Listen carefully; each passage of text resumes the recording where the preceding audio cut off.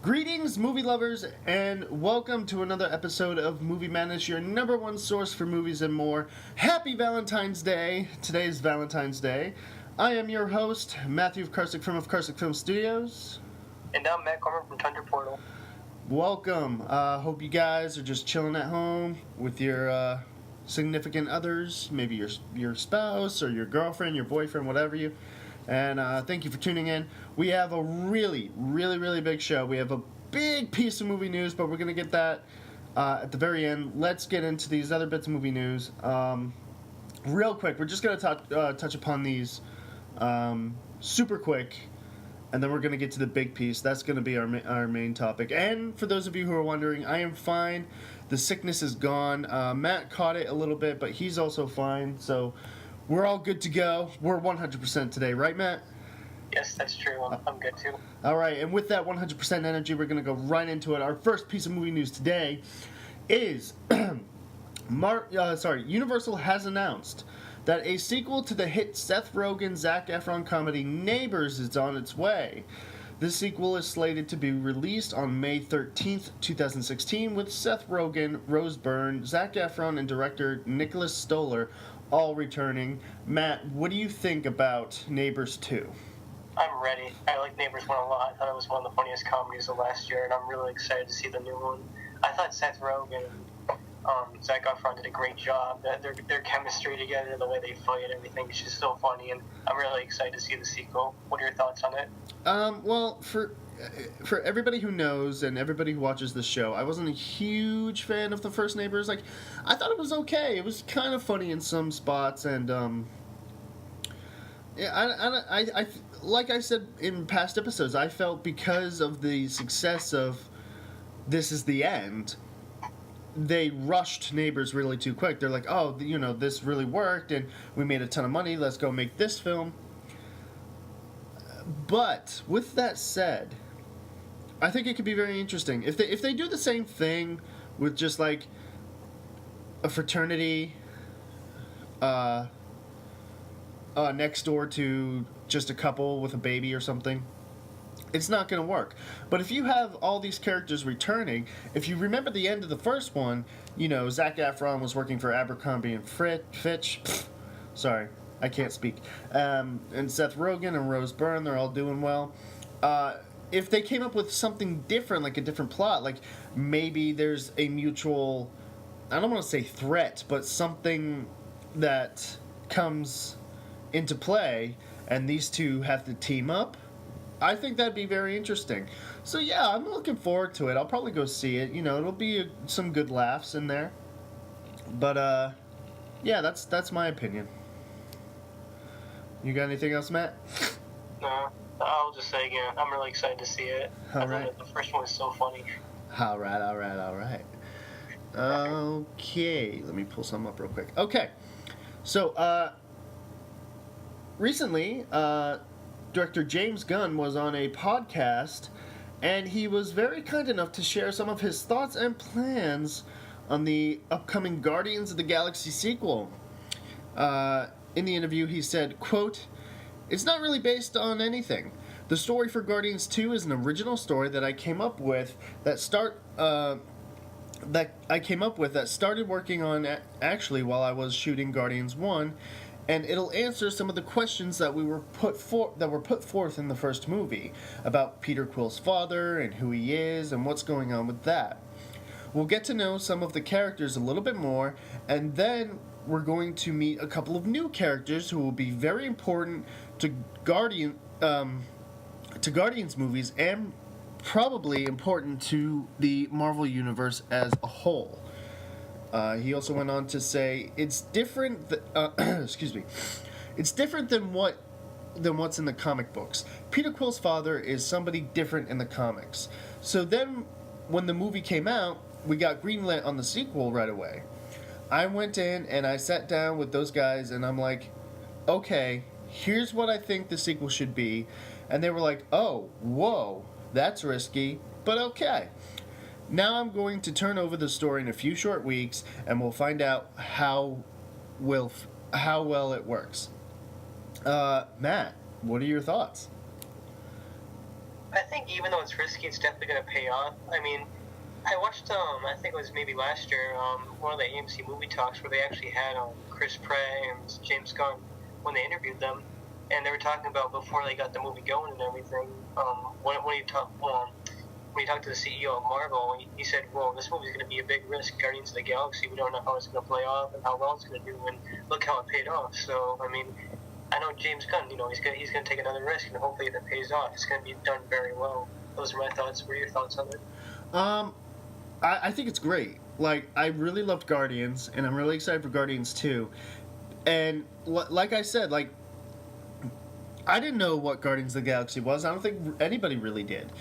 And the fact that they made it work without having that much of an audience there, because I'm sure there are comic book geeks out there who said, Guardians of the Galaxy, that's great! But for the most part, for people like me, we had no clue. And we were pleasantly surprised when we saw Guardians of the Galaxy. Now, Quill's father was one of the biggest questions. I'm like, oh, who could he be? I'm trying to think of somebody who I know from the Marvel universe, and and because I don't know the story, I really don't know. So it's going to be really interesting to see who his father is when the movie comes out, and if it's different from who it is in the comic. I don't know who it is in the comics books because I don't want to ruin it. Because whenever I see a Easter egg at the end of a Marvel film, and it's something I don't know, and I'm like, gonna have to Google this shit later. I'm always afraid that I'm gonna ruin something. So I made sure I didn't go look to see, who is Star-Lord's father? Because I don't want to ruin it, because what if it's somebody I already know? So, like, I'm really excited to see who it's going to be, and who they say it's going to be, if it's even going to be the same guy. And I'm just super excited. And the fact that he says that this is going to be, they're going to introduce new characters who's important to not only the Guardians, but they're going to be important to the Marvel Cinematic Universe as well. That's a big tip, because you got to remember, in the Infinity Wars, all these guys are going to come together. So, I feel like it's super exciting. Yeah, definitely. It's exciting not knowing what's going to happen, Like, I like being surprised by stuff. I mean, obviously, if you didn't look it up, I mean, if you look at The Empire Strikes Back, imagine, if you saw in the trailer, Darth Vader says, "I am your father," that would have spoiled it. But imagine you see Star Wars for the first time, The Empire Strikes Back in theaters, and he reveals that he says, "No, I am your father." That's a surprise. That's what I like about movies. When you get surprised, you don't expect something to happen. That's something, something magical in movies you don't get very often. Right, and the fact that Marvel Studios has such faith in their directors, like, James Gunn has proven himself as a director time and time again, and he proved himself on Guardians 1, and their reaction was, I enjoyed their reaction, because this is a studio that's not afraid to take risks. They know the risks, but they're willing to take them, and that's what in my eyes, that's what makes a great movie, is that they took those risks. Whether they worked or they didn't, that builds up respect and builds up reputation.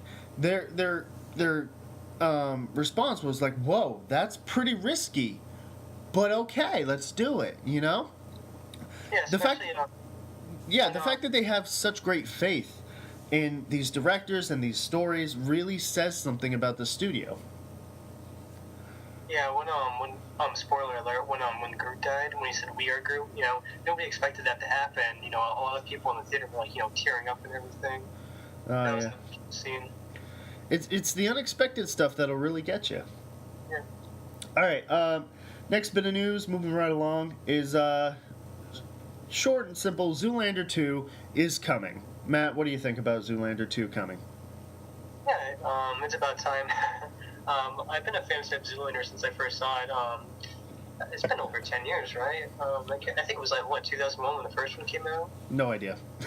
But, yeah, I'm going to take a hit on that and say 2001. But, yeah, I liked the first Zoolander a lot. I thought Ben Stiller did a fantastic job, and the little feud between him and Owen Wilson's character, Hansel, or Hansel, however you pronounce it.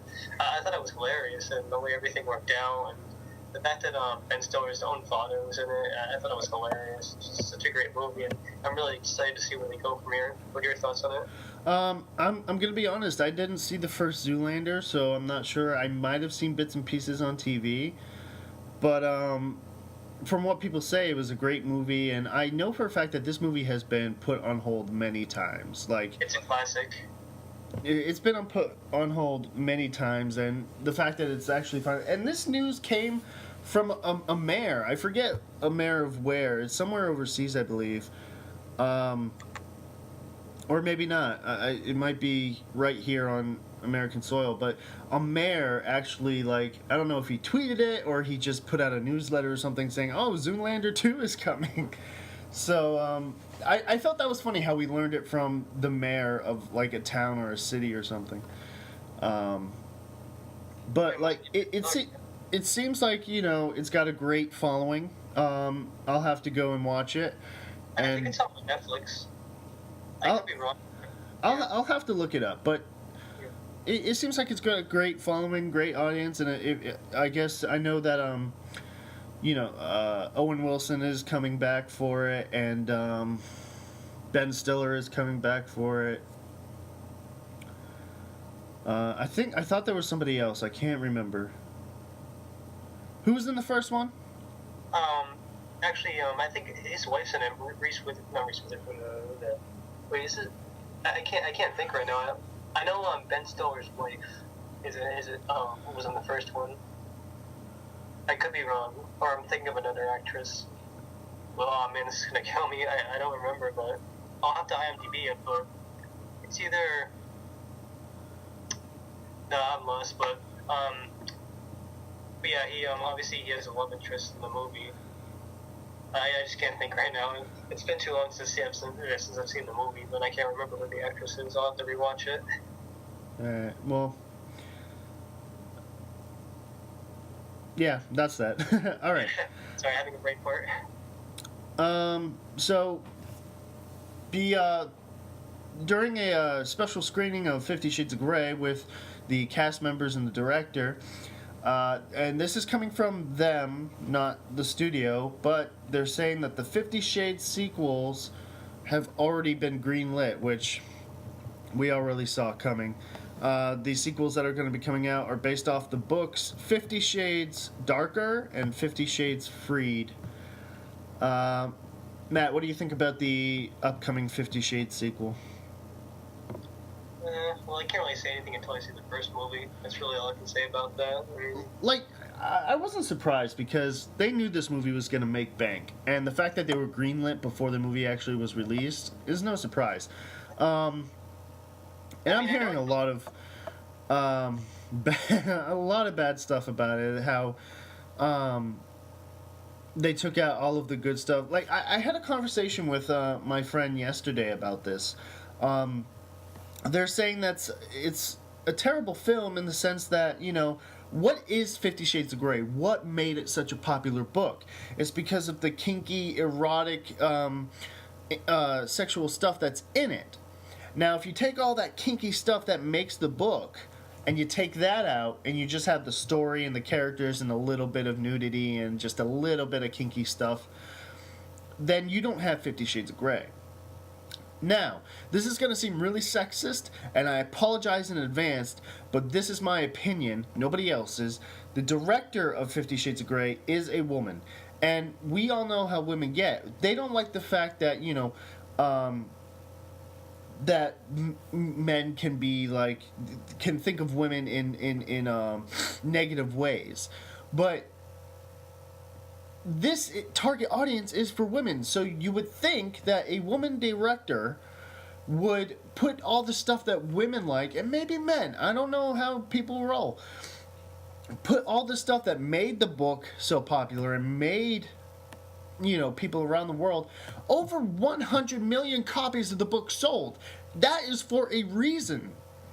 And if you take that reason out of there and you just have this movie without that particular reason, then it's doomed to fail.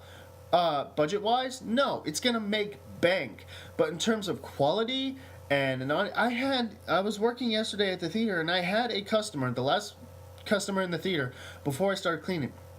She said to us, it wasn't great. It wasn't even good. She said it wasn't even good, that she loved the book more. And nine times out of 10, the book is always going to be superior to the film. Jurassic Park, Harry Potter, Twilight, you name it. Excuse me. But people will enjoy both the book and the movie. The fact that people aren't enjoying the movie and saying that the book is 10 times better says something. Whether it be the director or the writers or even maybe the cast, I don't know. But like, I've been seeing it everywhere. I saw it.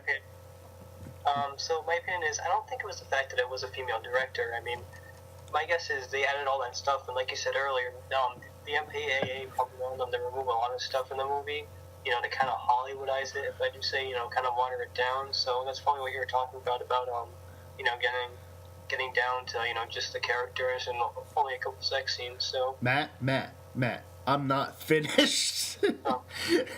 I'm not finished. No, like, I don't know why I'm trying to.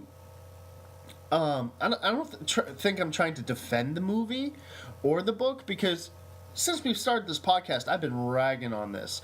But I feel like if you're going to take 50 Shades of Grey and make it into a movie, more power to you, because there's a lot of stuff in there that's very risque.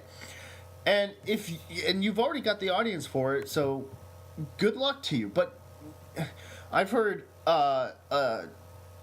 Rotten Tomatoes say, you know, too safe to satisfy. I read in the paper that it's disappointing. And it all has to do with the studio as well. The studio wants money. That's all they care about. They don't care about the film. They don't care about who plays the actors or, you know, what the story's about. They just care that they get that money. And when they said somebody said 50 Shades of Grey movie, you know, dollar signs went in their eyes. And they're like, okay, but we want you to make it R to expand the reach of audience and who can go see it and get more money. This movie could have easily been an NC-17 and be better and more close to the book. But instead, the greed of those companies had to make it R-rated. Yeah, you also have to keep in mind it's also a risk film too. Like, I know, I think it was Sam Taylor Johnson is the one that directed the movie, and I know she directed a couple of independent films in the past, so I guess, you know, going from that to a big budget film like 50 Shades of Grey, you know, must have, you know, taken a lot of guts and, you know, a lot of preparation, obviously. I mean, so, I mean, well, technically every film is an experimental film, you know, especially this one, so I guess, you know, they took a big risk for this movie. Like, yeah. I knew when the news dropped that they were making a 50 Shades movie, I knew right away that I was going to that, because my girlfriend loves the books. She loves 50 Shades, and she's so excited for the movie, and I know I'm going to go see it with her, because I'm the best boyfriend in the world. But in the past, I've been really like, I really don't want to see this, because I know what it's about.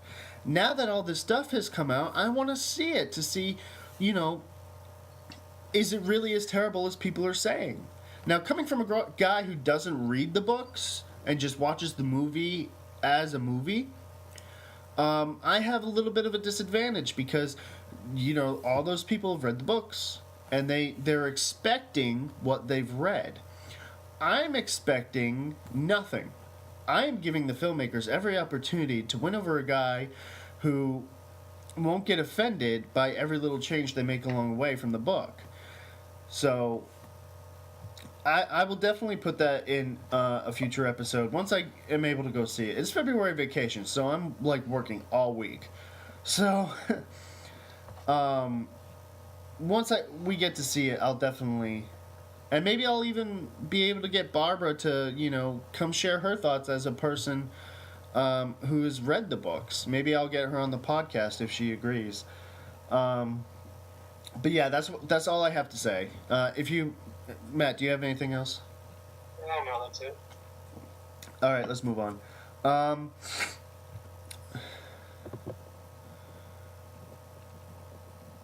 Okay.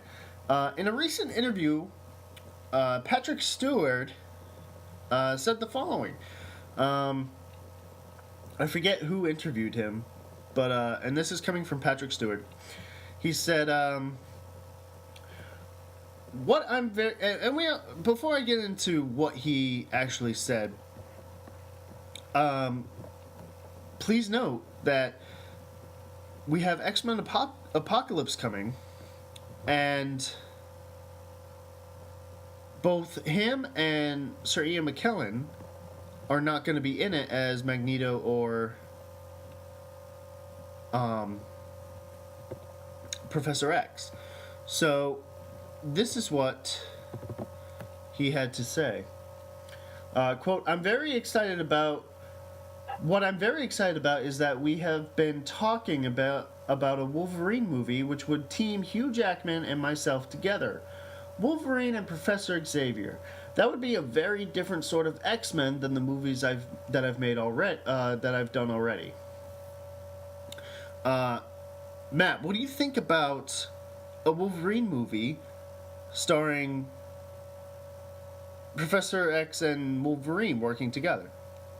It'd be interesting to see where they're going. I mean, it's probably going to be them either going somewhere to find something, or I don't know.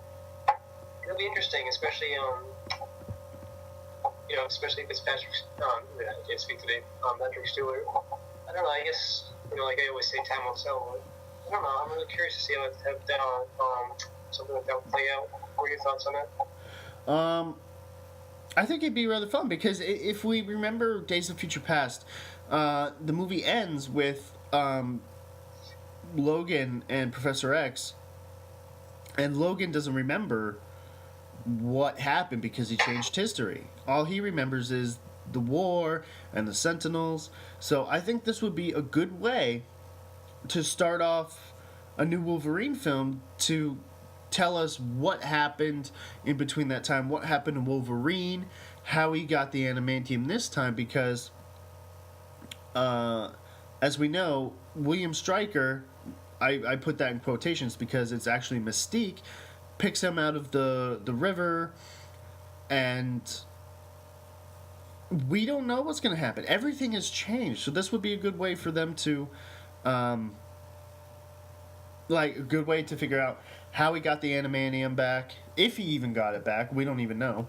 How he finds Xavier, or how Xavier finds him, and pretty much going back to the new roots of X-Men. So I think it'll be fun. Anything else? No. That's it. Alright, next up, new images for the upcoming Bond film have been released. These images consist of Daniel Craig reprising his role as the legendary 007 James Bond.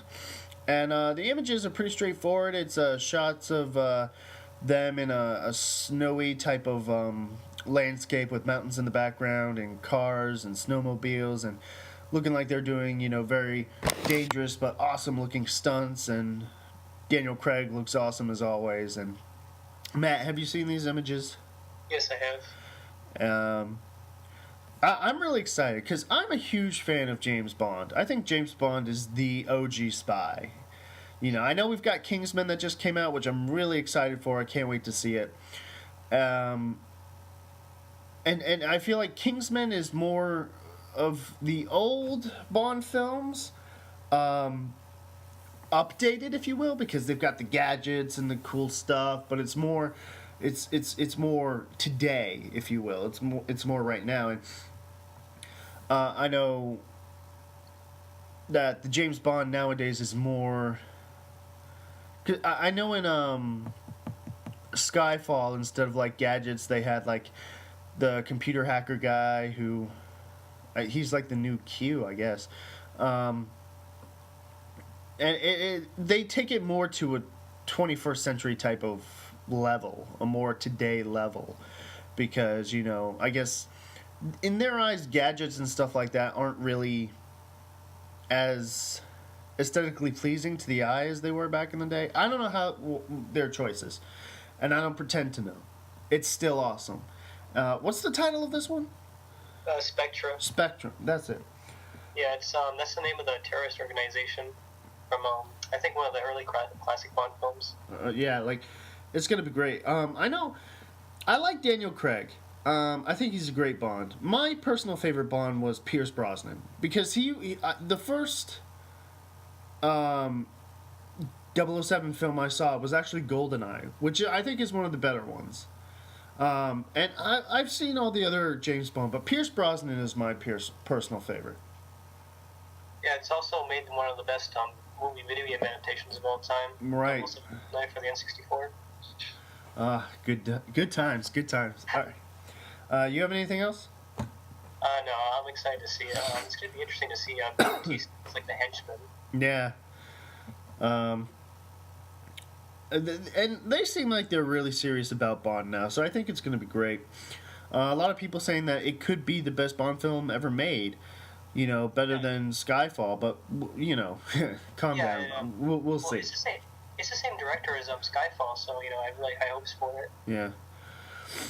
All right. Next bit of movie news. Matthew Vaughn, director of X-Men First Class and Kick-Ass, and didn't he? Isn't he directing the new Fantastic Four? I think so. I could be wrong. I think he's doing. Wait, was he doing Kingsman? Is that what it is? Yeah, he did Kingsman. Yeah.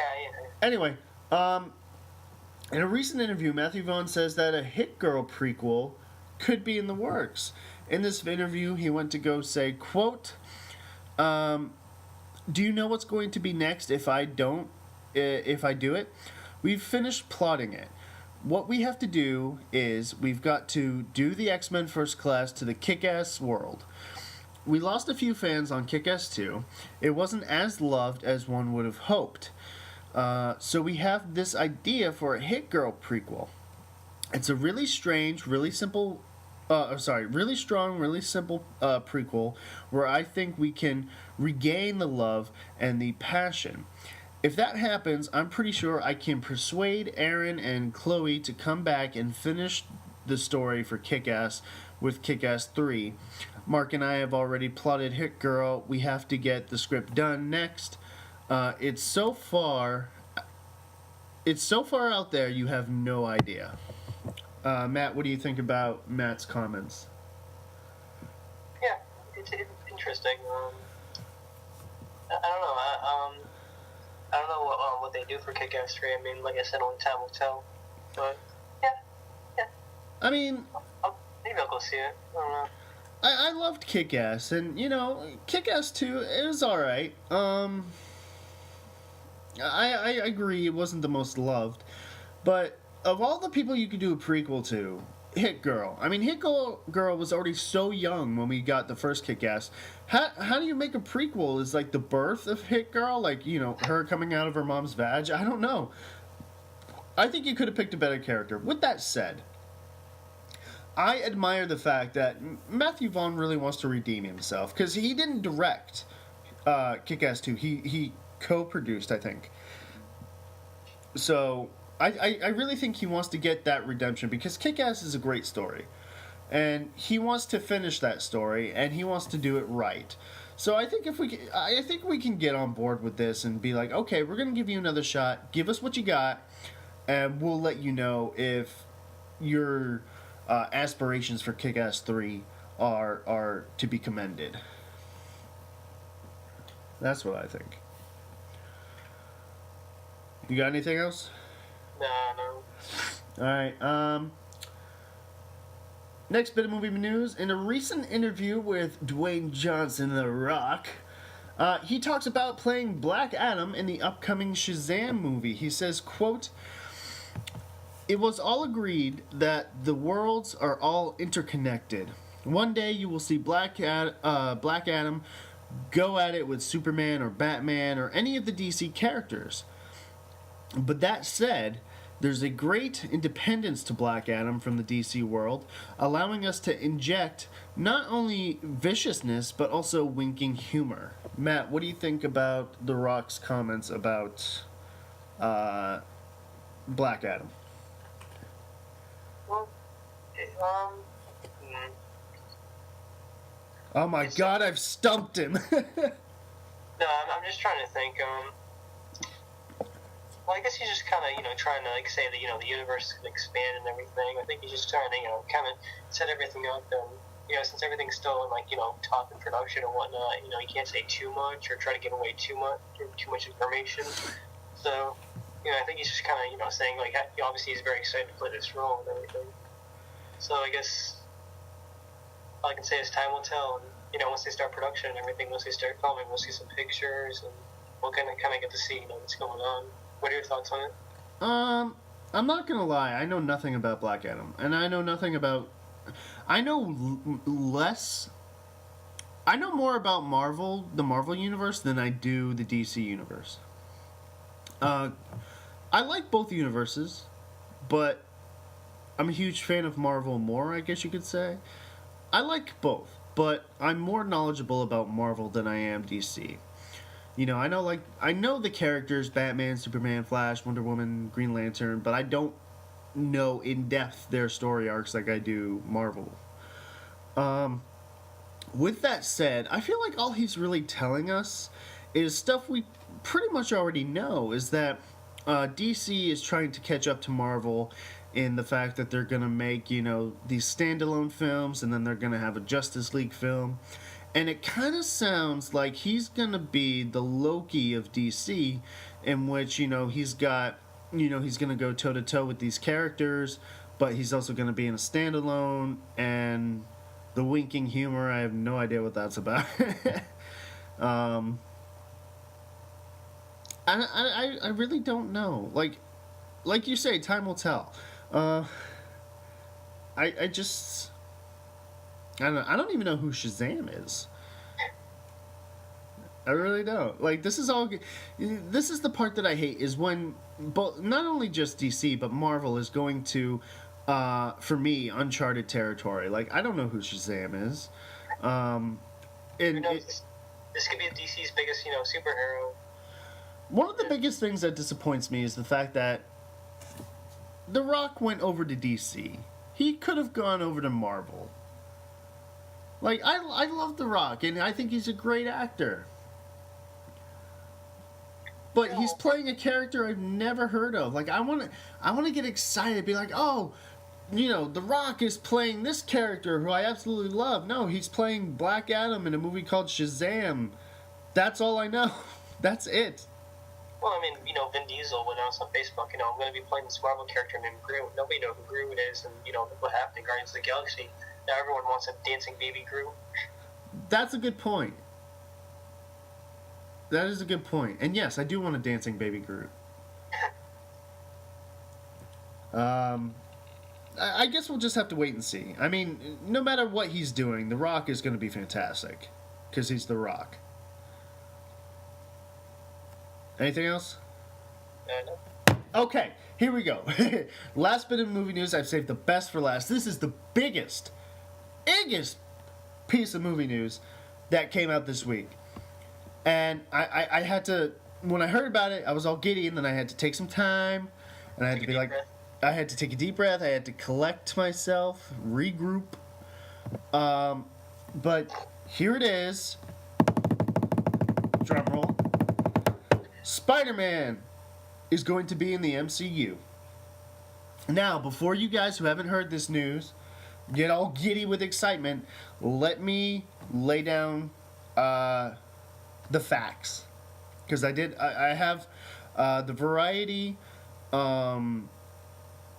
article that came out in front of me right now, and I'm going to read it to you guys. But before I read that, here's what I've learned. Sony still owns Spider-Man. What Sony and Marvel have done is they have come to an agreement to allow Spider-Man to appear in, as of right now, just one Marvel film.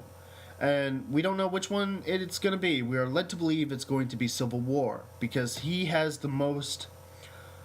he is a big part of Civil War. So he is allowed to be in one movie as of right now. If this goes well, we might see him in other movies. Sony still owns the creative control over the standalone films. Now, what it's going to be is we're going to see Spider-Man in a Marvel Studios film, and then they're going to have a standalone film after that.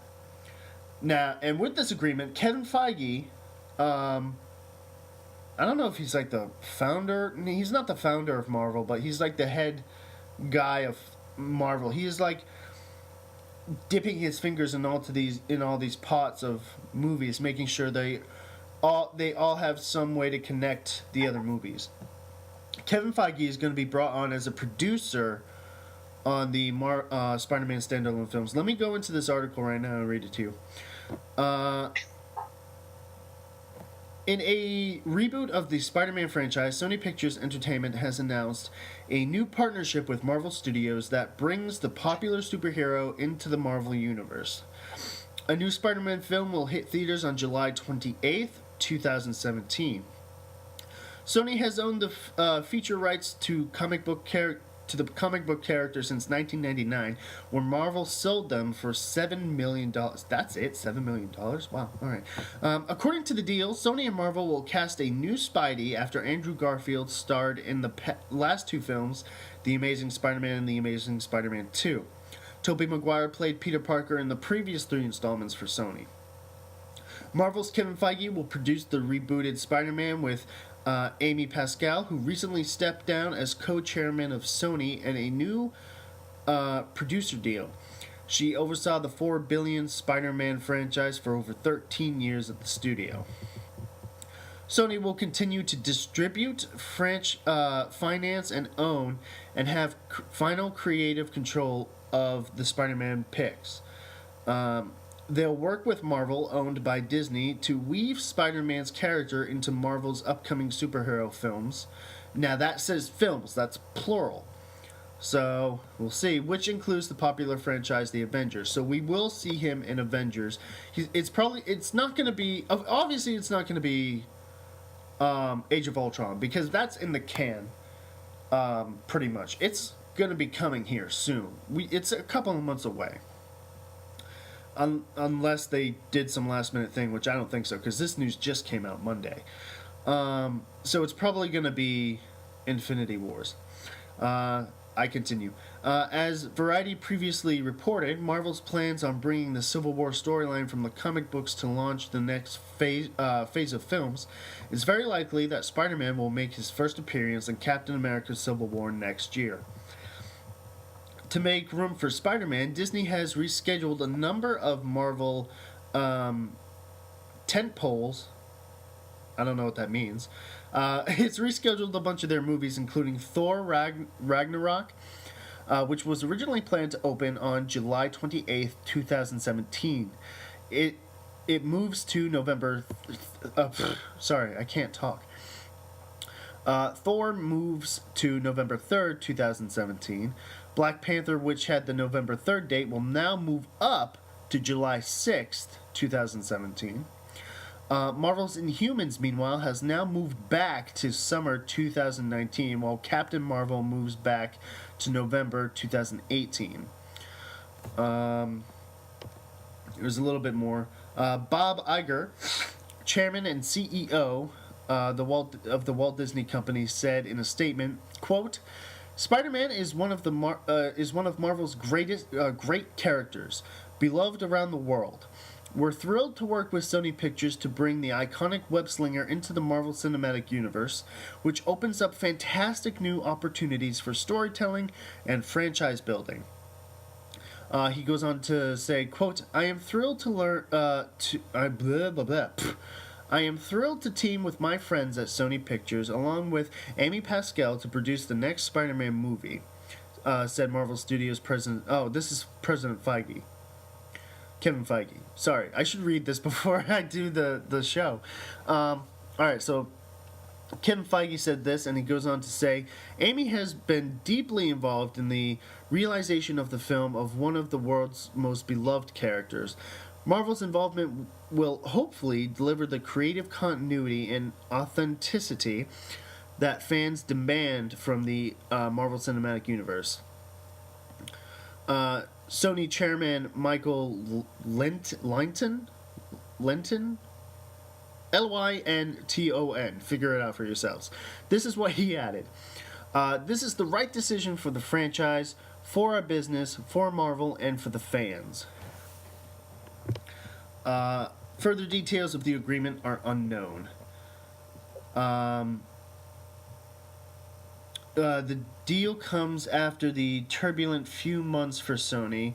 The Culver City-based studio was recently the victim of a massive cyber attack by North Korea in what developed into a financial and publicly nightmare.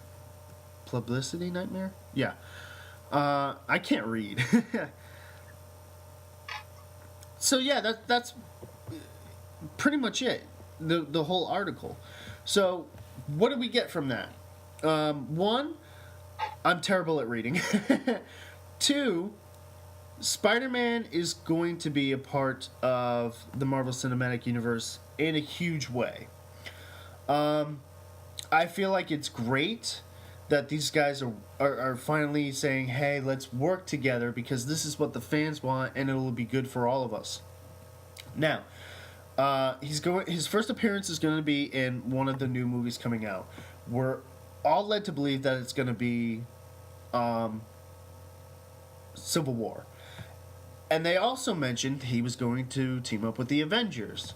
Well, what's the next Avengers movie coming out after Age of Ultron? Infinity Wars. Matt, what are you feeling? What do you got going on inside you right now? I want it to be now. I want to see Star Wars, and I want to travel in time to 2017 to see Spider-Man. I'm so excited! Oh my god! You know, I wanted Spider-Man to be in the cinematic universe as soon as there was a cinematic universe.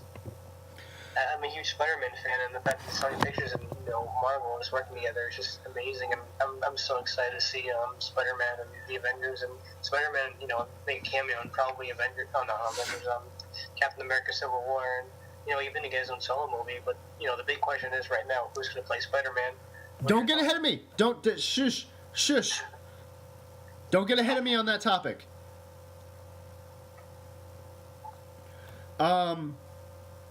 I'm super excited. Like, this is what we've been waiting for. This is the next step, okay? Because everyone's like, oh, they should get Fantastic Four and they should get the X-Men. Wait. We got Spider-Man. That's a good first step. If this goes well, it is possible, however unlikely, that we might actually see Fantastic Four in the Avengers. We might actually see the X-Men. Again, I say very unlikely. Because Fox is doing very well for themselves with these movies. Excuse me. But hey, we have Spider-Man. That's a start. If this goes well, we're going to see Spider-Man a lot more. And hell, maybe Disney will even buy the rights back from Sony. Or maybe Sony will actually give the rights back. They'll be like, hey, we like what you did. We want you to continue. Here you go. Here's Spider-Man. I don't know if that's going to happen. I cannot predict the future. But hey, let us count our blessings right now. We have Spider-Man back, even temporarily. Even if it, we know we're going to have him in one film, and then we're going to have standalone films. And with Kevin Feige aboard as a producer on those standalone films, they might actually be able to do these films right. And if they do them right, then it's all green across the board. Matt, you take it from here. I need a moment. I guess the other question is, obviously I don't want to get too far ahead, but who's going to direct it? That's another big question. I mean, maybe Edgar Wright could come back. I know he dropped out of Ant-Man because of creative differences, but I could see Edgar Wright doing a Spider-Man movie. Only time will tell, my friend. We have... Don't take my line. Oh, we have like, oh gosh, I already forgot because I'm so.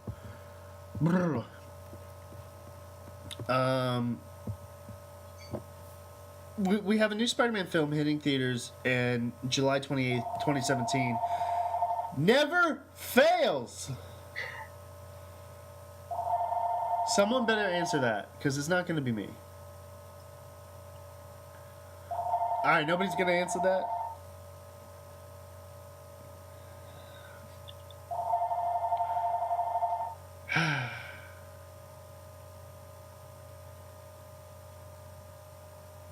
All right, we're good. So we have a new Spider-Man hitting theaters July 28th, 2017. That's 2 years away. When is Civil War coming out? Next year? No. I think so. Wait, no.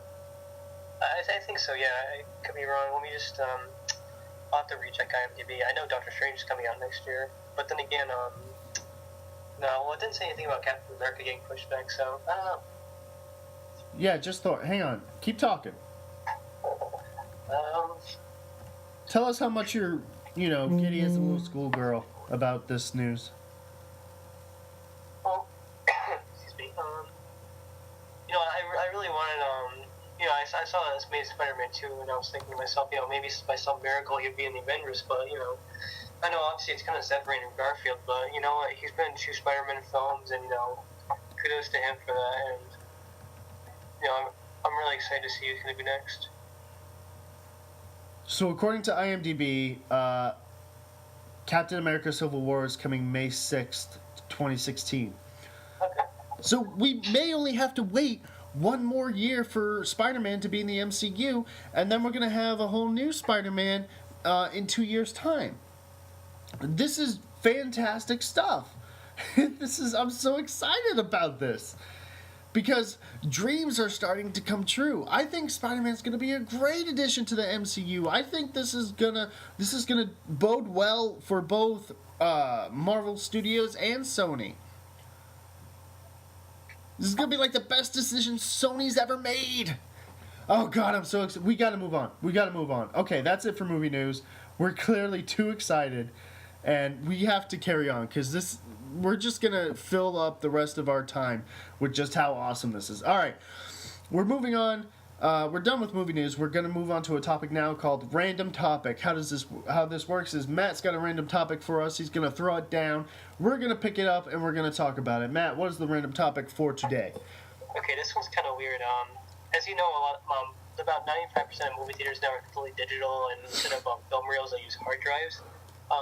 There's been a few theaters that instead of using hard drives, they actually use satellites to download their movies. I mean, sometimes they do it now to download their movies to the hard drive, but some theaters are considering streaming movies, from satellites. What are your thoughts on that?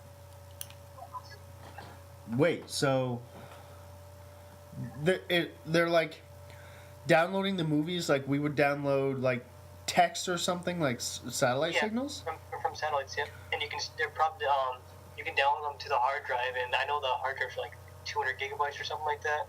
But what they're thinking of doing is streaming the movie from the satellite, like live.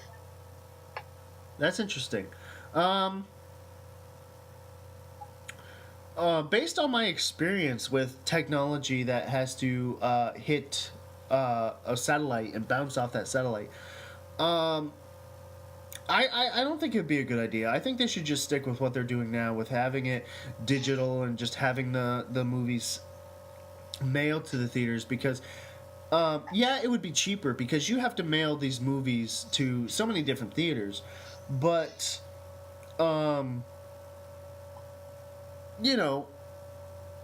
satellite I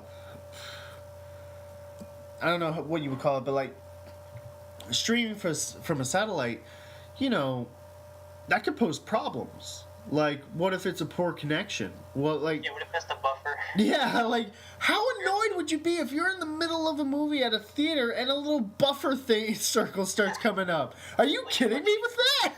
Like a YouTube video, and then you see like the little circle in the middle of the theater. Screw that circle, man. No, I don't think it's I think what they're trying to do to innovate the movie-going experience, I think it's commendable, but I think they're going about it the wrong way. I think they should just stick with what they have right now. Yeah, and I think obviously downloading it to the hard drive, because I know it comes in like a big technical box, the hard drives, and they have to install it in the projector itself or the server, and it comes with a few trailers and stuff. Yeah. So I think if you can't get the hard drive, then obviously you can download it, but make sure you download the entire file and everything, and then you can play it once you have it downloaded. But live streaming it, it's going to cause problems. Yeah, and especially because I know that new movies, especially big movies, that come with some sort of key. I don't think it's like an actual key for like a lock. I think it's like it's a code. yeah, it's a passcode that prevents you from watching the movie until they release the passcode the night before. Yeah, don't worry, I know my projector stuff. Okay, all right. Yeah, it comes in a flash drive or a CD, or it's emailed, and it gives you like 2 weeks access or something like that. And obviously, if the movie's good, then you get another passkey and it unlocks the movie for another 2 weeks. Oh, really? Yeah. Cool. I didn't know that one. See, I knew there was a reason why I kept you around. But no, I don't think... I think what theaters should be focusing on is... I think you actually sent this to me. Or I saw it on Facebook, is the new 4D cinemas. Have you heard about this? Yes, I have, yeah. The 4D cinemas. It's like movie-going experience to the max. Like, the chairs will move. Like, say you're in a car chase. The chair will move the way the car moves. And it can, like, bounce up and down. And then they've got, like, little scents that kind of spray in your face. Like, where, like, if you're in, like, a garden with, like... flowers and roses and stuff, you get like the scent of flowers and stuff, and way beyond scratch and sniff. Like, remember when Spy Kids 4D came out? It was like that scratch and sniff shit. Oh yeah. It was like I remember number 5 or 6 was just disgusting. But there's so many things. Like, when I read about the 4D cinema, I thought this was amazing. Every place should do this. I think they should focus more on that than just streaming the movie live. It's my opinion. You got anything else? No, that's it. Alright, we've reached that part of the show for Trailer Breakdown. How this works is we pick a trailer or two that's come out recently, and we talk about it. We have 2 trailers for you today. We're going to start with this trailer, Trainwreck, the movie Trainwreck. It looks really good. It's about this young girl. I forget the actress' name, but early in her life, her parents got a divorce, and her father teaches her that monogamy is not realistic or not reality. Something like that. So basically, she lives her life not getting to know people, not trying to settle down because, as a child, her father put it in her head that, pretty much for people who don't know what monogamy means, like me, true love doesn't exist, basically. Until she has to do she works for a magazine, and she has to do an article on a doctor, I think it was. I just watched it and I can't remember. Spider-Man's got my brain all mushed. But she starts to fall in love with this doctor, and it starts to scare her. But it looks really funny. And my favorite part of the trailer was when she's sitting in the movie theater with John Cena, and a guy is like, "Hey, Mark Wahlberg, keep it down." And he says, "Mark Wahlberg? You think I look like Mark Wahlberg? I look like Mark Wahlberg is 150 pounds. I look like Mark Wahlberg ate Mark Wahlberg." Is that wine in the box? Hey, Mark Wahlberg, shut up. Mark Wahlberg? Mark Wahlberg's like 150 pounds. I look like Mark Wahlberg ate Mark Wahlberg. And it just looks really fun. Matt, what do you think? Yeah, definitely. I think it's funny. The funniest scene was definitely John Cena. I wasn't expecting him to be in the movie, and then I saw him in the theater. I was like, John Cena? But yeah, it definitely looks like it's going to be a good cast. It looks funny, and some funny jokes were shown in the trailer, and I'm really excited to see the whole thing. Yeah, it looks really great. Oh, come on.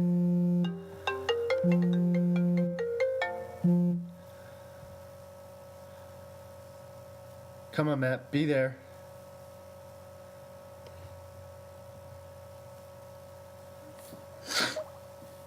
You still there? Yep. Yeah, twice now. Twice. I got called twice.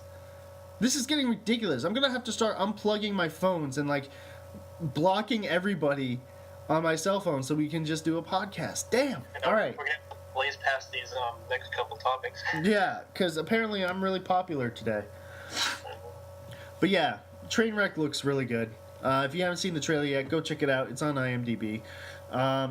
Next trailer we have for you is the second trailer for Cinderella. Matt, you start us off. Sure. This is definitely going to be a very different Cinderella than the other ones. I mean, obviously, it's still being made by Disney, but I think it's. I like the choice of the evil stepmother, played by Kate Blanchett. She's an amazing actress. I thought she did an incredible job in Lord of the Rings. So to have her being in the movie is a good plus. The whole story, if you've seen the original Cinderella, then it's pretty much the same concept. She wants to go to this ball with this prince, but the prince has to get married to, it's like the typical Hollywood, you have to get married to the princess, blah blah blah. And so in the trailer, you see the glass slippers and you see Kate Blanchett hold up the glass slipper, and you even see her break it in this new trailer, which I thought was interesting. The fact that they showed that in the trailer, and yeah, it's definitely going to be interesting. And I'll have to wait to see it. And yeah, I know it comes out next month in March. What are your thoughts on that, man? I have two things to say. First, it's way better than the teaser trailer we got, which was just close-ups of the glass slipper and then it fades out. I'm like, really? Okay, you're teasing us with Cinderella. You could give us a little more than just a glass slipper. That's like the teaser of Star Wars was just the opening, Star Wars. That's it. Again, Matt, it's Star Wars. We wouldn't care. But that's the first thing I have to say. The second thing I have to say is Helena Bonham Carter. Hell yes. I love that woman so much. I thought she's an incredible actress. She did well as every role. Yeah, pretty much every role, but oh god, I just had a total brain fart. Bellatrix Lestrange in Harry Potter, that's it. She did a great job as Bellatrix, and she plays the fairy godmother, and I think that's great. I think this is like one of her first roles where she's like, goody goody, because she's always like dark and depressing, like in Alice in Wonderland. She was, the one with the big head and everything. She was the Queen of Hearts, and she was Bellatrix Lestrange, and this is more of a goody two shoe role, and I think it's a great change for her. And I'm really interested. Because, I'm not a huge Disney princess guy. Obviously, because I'm a guy. I don't do princesses. I don't know. I'm starting to get into them a little more. But, I know the story of Cinderella. The basic plot. She's, a maid, and her I guess you could say, family treats her like shit, basically. And then she goes to the ball. She meets Prince... is Prince... No. Prince Charming is... Is this Cinderella? What's that? I don't know which one Prince Charming? Yeah. There's a prince in all of them. I don't know if they're all Prince Charmings or Alright, but either way, she meets the prince. I haven't seen the movie since I was a kid on VHS. So. I know. She meets the prince, but her time's up and she runs away and she loses her slipper, and he goes and he looks for the foot that the slipper fits. And it happens to be hers, and happily ever after, yada yada yada. I think the because it's such a short film, because it's for a Disney children's cartoon. Now they're making it live action. They have to add more. I think it's going to be really interesting to see what they add, and I think the dynamic of the characters is great.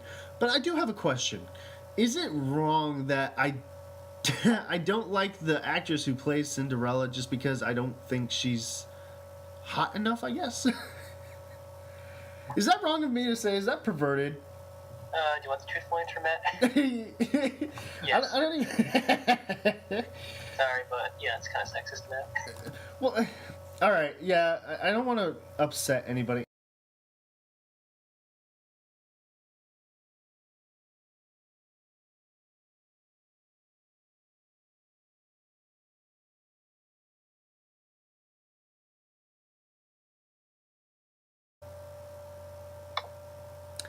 I don't know. I'll have to wait and see it, but she doesn't strike me as as the Cinderella type. It could just be me. I feel like we have to get off this subject now. Okay. Then, all right, we did Trainwreck, we did Cinderella. Next, we've come to that part of the show for viewed and reviewed. How this works is Matt and I have either seen a movie that just came out and we're going to review it. Matt, did you see anything new? Not in theaters, no. All right, well, here's a movie I do want to review. I didn't see it in full, but I did walk in on it and watch maybe a good 20 minutes to a half hour of it. Strange Magic. Oh my god. This movie was a disaster. Poor George Lucas. What? I said poor George Lucas. Oh no! Don't even. Oh, I'm about to get started. Hang on.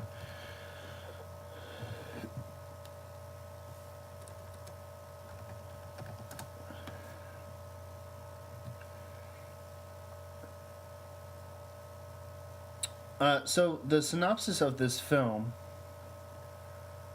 is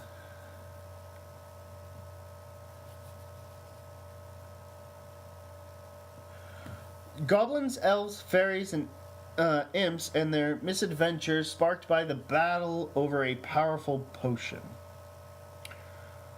The storyline basically is Strange Magic is a new animated film. Strange Magic, a new animated film, is a madcap fairy tale musical inspired by A Midsummer's Night Dream. Popular songs from the past 6 decades help tell the tale of a colorful cast of goblins, elves, fairies, and imps, and their hilarious misadventures sparked by a battle over a powerful potion, written by Lucasfilm. Okay. First of all, the only real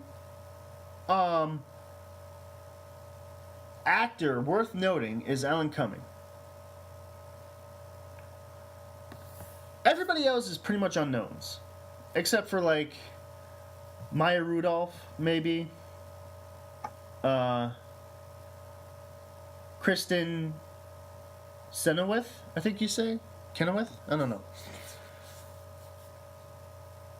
I have read A Midsummer's Night Dream. I have watched A Midsummer's Night Dream.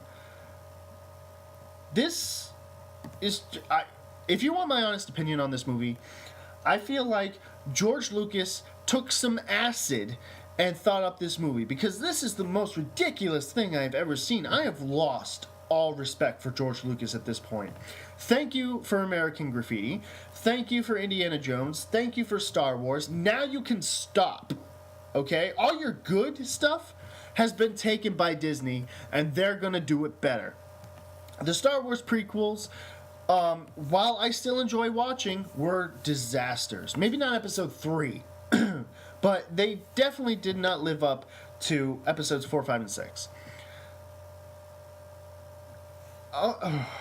First of all, you have these cute little beautiful fairies, and then you have these goblins that are all ugly and hideous, especially the head goblin. Bog King is his name. And this one fairy and this one goblin fall in love, and I don't even know if this is supposed to be a kid's film, because this is just ridiculous. And then they throw songs from the past 6 decades to help tell the tale? No, there's no helping this story. Oh my god, Matt, take what do you think?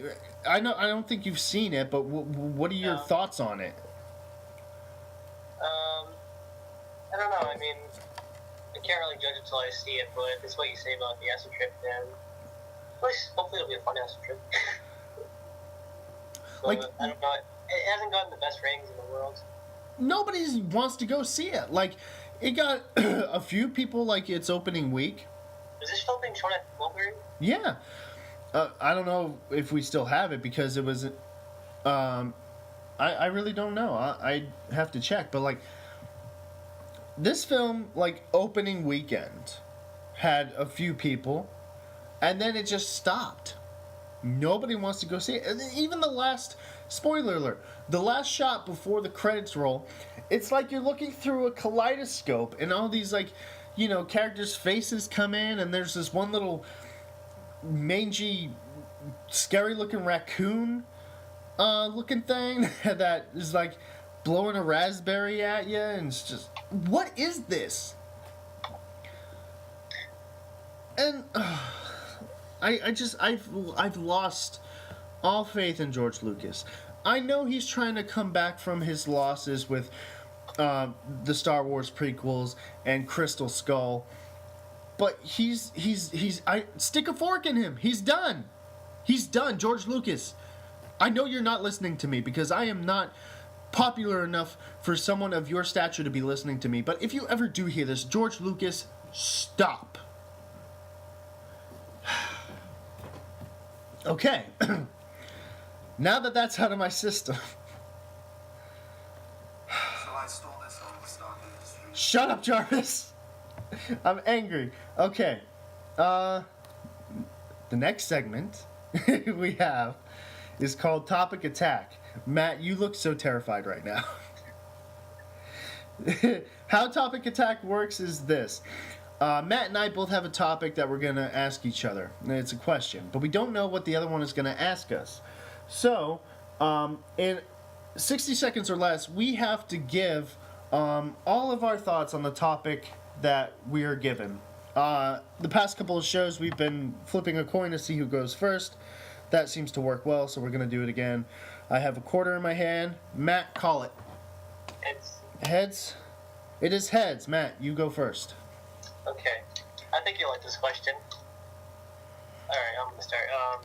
If you could play any video game on the big screen, which one would it be? If I could play any game on the big screen, what would it be? Like the X Plus screen. Oh, X Plus screen. Outlast. Without a doubt, Outlast. Because it's the perfect setting. It's dark, you've got 64 speaker surround sound, and you've got a huge ass screen.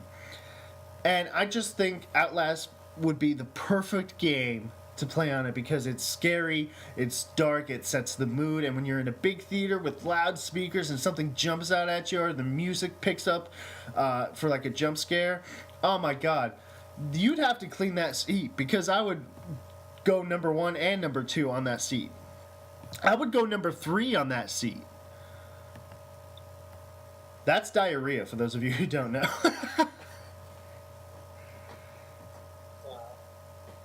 40 What was my time? seconds? Nice. Yeah, what do you think? What would be your game of choice? Probably like Mario Kart or something, or Mario 64, you know, some like classic games I used to play as a kid. Oh, yeah. Maybe even like the original Doom or something. That would be kind of cool. Yeah, that would work. Yeah, I like that. Yeah. All right, you ready? Yeah, I'm ready. All right, the timer will start after I read the question. Now, this is why I didn't want you to get ahead of me with the Spider-Man thing, because here's the question. With the news that Spider-Man will be joining the MCU, names such as Zac Efron and Logan Lerman have been floating around as candidates to play Peter Parker Spider-Man. Who would you choose out of all the actors in the world? Who would you choose to play the new Spider-Man? Go. I'm gonna have to think for about 59 seconds. I've heard Logan before. The funny thing is, if you mentioned him, if Andrew Garfield said no to being Spider-Man, then 2012 reboot, he would have been the second choice. So I found that kind of interesting. If you watch the internship with Owen Wilson, no, I'm actually the Maze Runner, the main character from the Maze Runner, he'd make a really good Peter Parker Spider-Man. There's probably a lot more actors I can think of right now. I'm just so, from all things. So I'll just say those two. Those two would be good choices. 40 seconds. That's pretty good. I actually didn't think of that kid from Maze Runner. Yeah, he's also in the interview, not the interview, the internship. I always get this mixed up. He plays that kid. Yeah, nerdy kid with glasses and everything. So I thought he can go from Dylan O'Brien.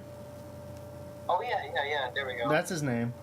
Yeah, so he can be go from like nerdy to being like really buff and everything from the Maze Runner. So I think he do a good job, being Peter Parker and Spider-Man. Yeah, and this kid's got quite a portfolio. He's got he's been in The Internship. He played Stewart.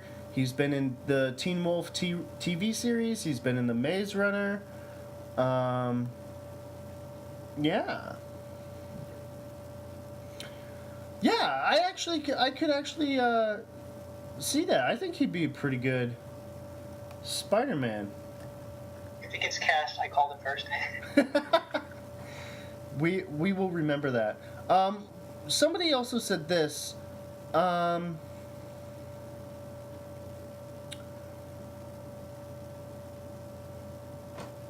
That kid from Kingsman. Oh yeah. He somebody said that he would make a good Spider-Man, and I could see it. Yeah. I don't know his name. Or we'll probably see like an announcement of like when we get the name, and then Yeah.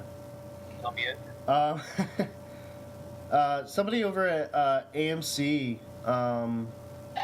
Movie Talk said that if Zac Efron got cast as the new Spider-Man, that the internet would catch fire. Which I wholeheartedly believe.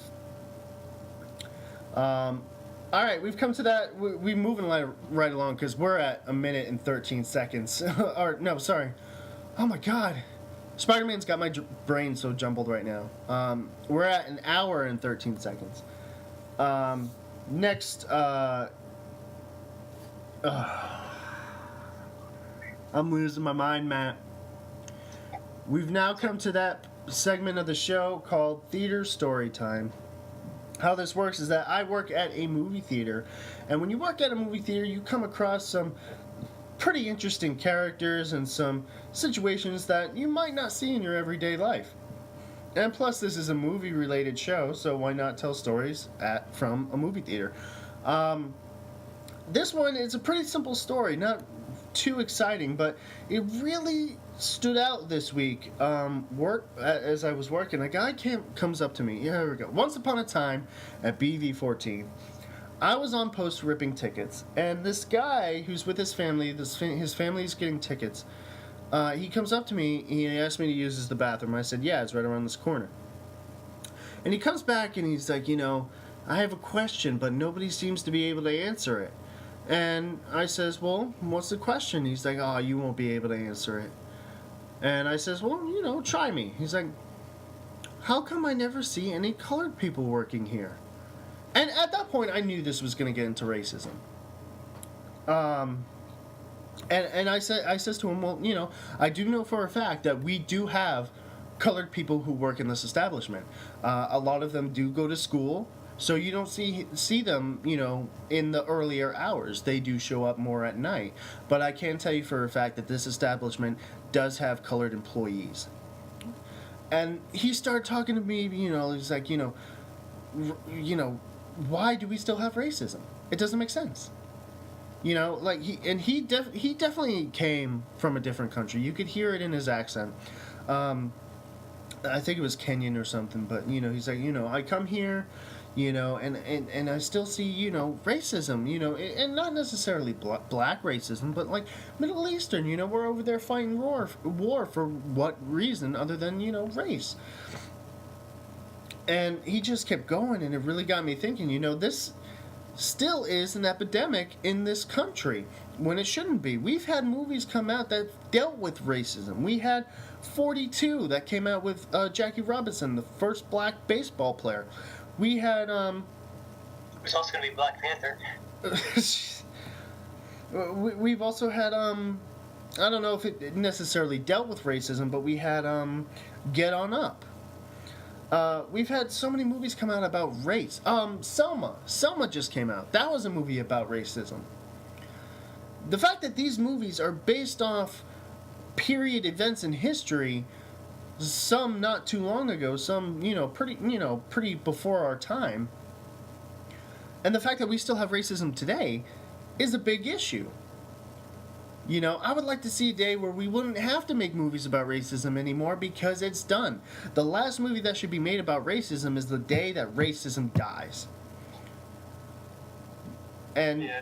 I just, he really got me thinking. And, you know, I ripped their tickets and they went off to their movie. And that's all I thought about for the rest of the day. Is like, wow, that, you know, he's right. Why do we still have racism? We're making movies about racism.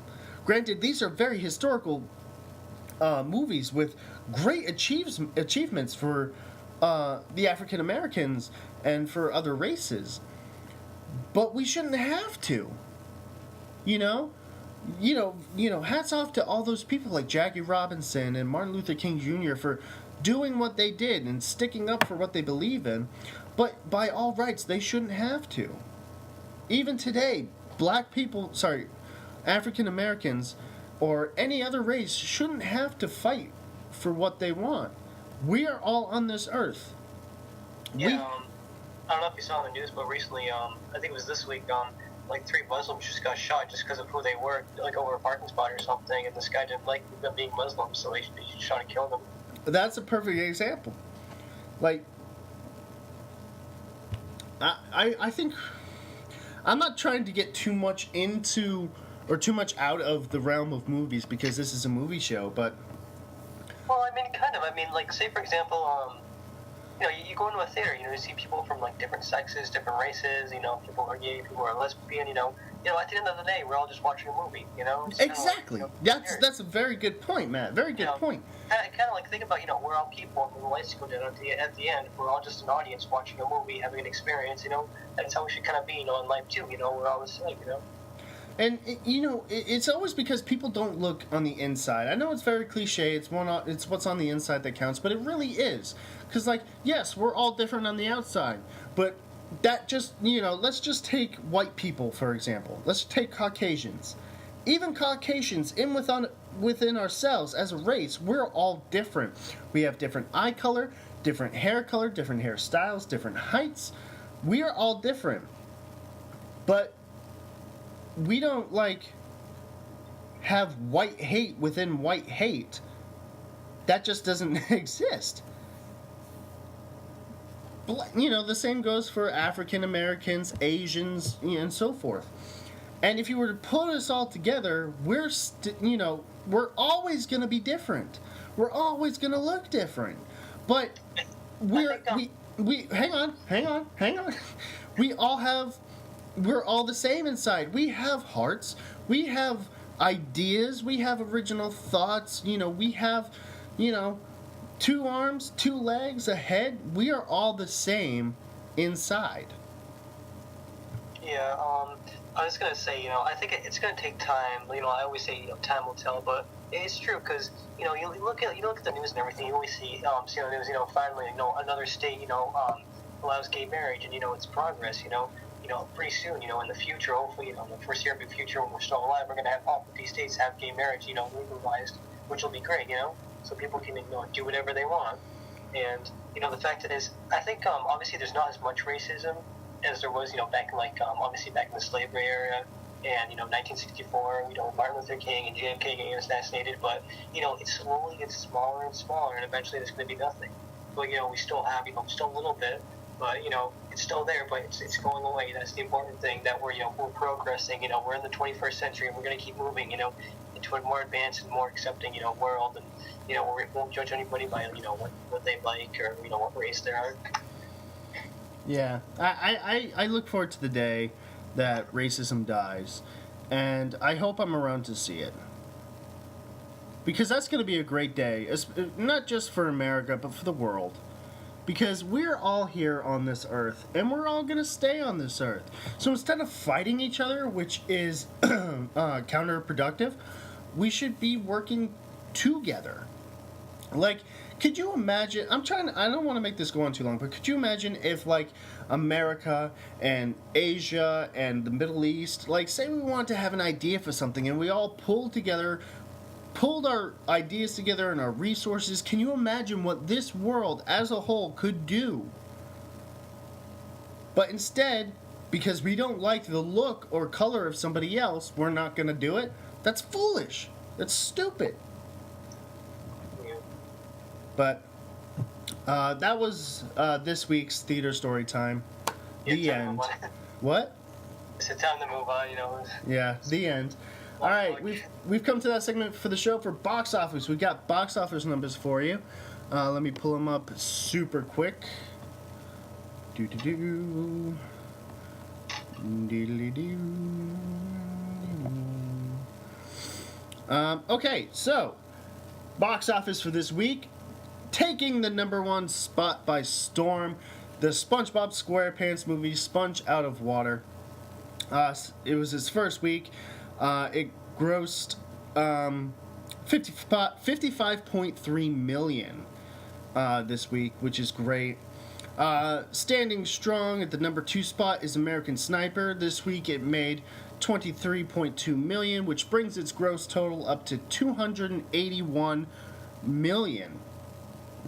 Stealing the number 3 spot is Jupiter Ascending, grossing an average of 18.3 million.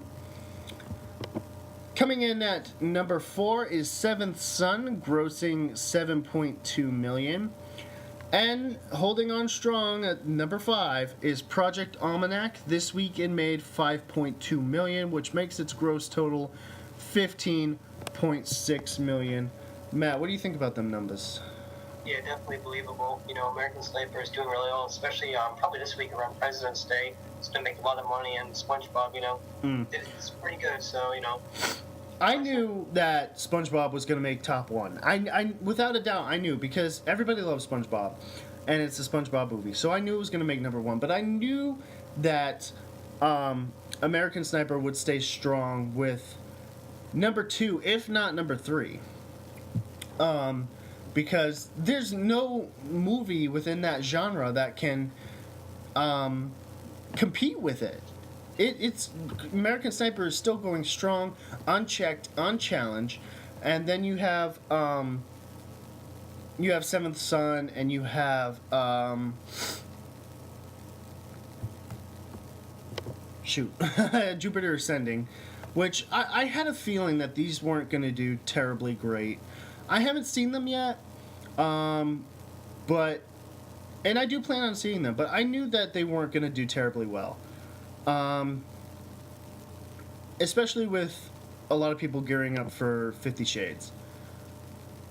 That's my opinion, but I really like those numbers, and I think I went on Rotten Tomatoes on my account, and I reviewed.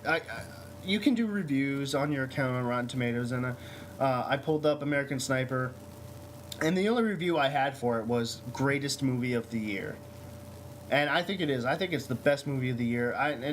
I would totally vote for it to win an Oscar. I do. I thought it was the best movie of the year.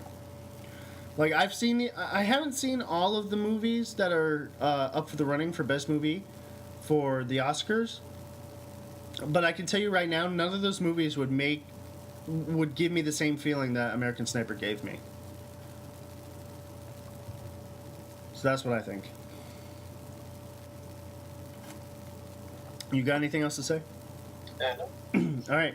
DVD releases. And DVDs that came out this week, most notable, we have Nightcrawler, starring Jake Gyllenhaal and Rene Russo. That's I heard is pretty good. It's got a 95% on Rotten Tomatoes, so go check it out. Also, one of my favorite family films of last year, Alexander and the Terrible, Horrible, No Good, Very Bad Day. That came out this week. That also did well. It's got a 62 on Rotten Tomatoes, starring Steve Carell and Jennifer Gardner. That was a very fun movie. I enjoyed that terribly. So go check out those DVDs. You can see them at your local Walmart, Redbox, whatever. Okay, we've reached that segment of the show for Netflix Pick of the Week. What this is that we pick something from Netflix that stands out to us as a film we enjoy, and I picked this. I didn't even tell Matt about it, but I think this would be a great film for Netflix Pick of the Week, just because it is a great film. this week's Netflix. This week's Netflix pick of the week is Starship Troopers. I love Starship Troopers just because of how ridiculous it is. It's great. I love the cast. I love the premise. Matt, what do you think? Yeah, definitely a really cool sci-fi movie. I'll have to watch it again. I haven't seen it in a long time. Yeah, it's on Netflix. It's one of the greatest and most ridiculous sci-fi movies, and it just appeals to everybody. And I love it terribly. I haven't seen all of the sequels to it, but nothing can compare to the original. It's just so great. And what I noticed was, I'm not gonna lie, I went on a bit of a Power Ranger binge on Netflix last week, and I was watching like the beginning, the first episodes of a season, and then the last episodes of a season, because everything in between is pretty much just like redundant. And it was Power Rangers Lost Galaxy. The very first episode of that is the characters are on this world, a bug world, for training, and, you know, they're dodging bombs and stuff, and their entire costume and outfit is just like the Starship Troopers. So, I thought that was kind of funny. But yeah, that's our Netflix pick of the week. Starship Troopers. Go check it out. It's on Netflix right now. Alright, we've come to the part of the show for mailbag and tweets. I didn't check it, Matt. Do you know if we got anything? No, not yet. Of course. We'll get there someday. We'll get to, hopefully we'll get to the point someday where we just have an overwhelming amount of tweets and stuff where we actually have to narrow it down. But yeah, guys, please send in your mail, send in your tweets. We'd love to hear them. I'll give out our address where you can find us at the end of the show, which is coming up. We've now come to that point of the show for announcements. I really don't have any announcements. Do you? I have a new gamer video for a game called Valentines, and I also have some gameplay footage of the new Majora's Mask game that came out. So if you're a gamer, then check that out. Yeah, go check out Matt's channel, Tundra Portal, here on YouTube for those gameplays. In terms of me, I'm working on some stuff. This is all I can really say. I've got some ideas cooking for new, not really movies, but like, you know, series here on YouTube, like I guess you could say like a TV genre type, like, you know, it'll have seasons and stuff, but I'm still working them out. So stay tuned for that. Not quite sure. You know, I got my finger in a couple pots. I don't know why. I'm really in love with that phrase right now. All right. This week's shout out of the week goes to actually a really good friend of mine. She just started a Let's Play channel here on YouTube. It's called Ninja Clutch Games. And she's a really good friend of mine. She just started out, so go over there and give her some love. Her real name is Ashley. And yeah, like I watched a little bit of her video, and you know, she's not bad. Obviously once she gets more viewers and gets more into it, you know, just like anything, you know, you start off with something, and especially if you're very new to it. Like, I know I have like over 1K followers on my Of Carsick Films channel. I didn't get there overnight. Titanic really helped with that. But once you start getting people, you know, word to mouth, and hopefully this will help, they'll be like, you know, oh, hey, I like your stuff. I'm glad, you know, so-and-so suggested this. So, like, go over there, give her some love, or give her some hate. I don't really care. You got any shout-outs, Matt? Anything you want? Alright, no. No? Alright. Well, that's it for us. Thank you so much for watching. Hope you enjoyed this episode, this really long episode of Movie Man. We've gone over an hour and a half. Wow. This is ridiculous. It's all my fault. I'm sorry. You guys can find Movie Madness on Facebook. Just go to Facebook and type in Movie Madness in the search engine. You should see us. You can also find us on Twitter at movie_madness. That's something that really tricked me when you made the Twitter account. You didn't tell me it was a double underscore, because I just kept doing one underscore, and it's like, where is it? So make sure you remember that. movie_madness. You can also find us on Tumblr at Movie Madness Podcast. You can also email us at moviemadnesspodcast1@gmail.com. Be sure to subscribe, comment, like, and share. I'm Matthew of Karsick from Karsick Film Studios. And I'm Medicore from Tundra Portal. And we will see you next week with a brand new Movie Madness. And cut.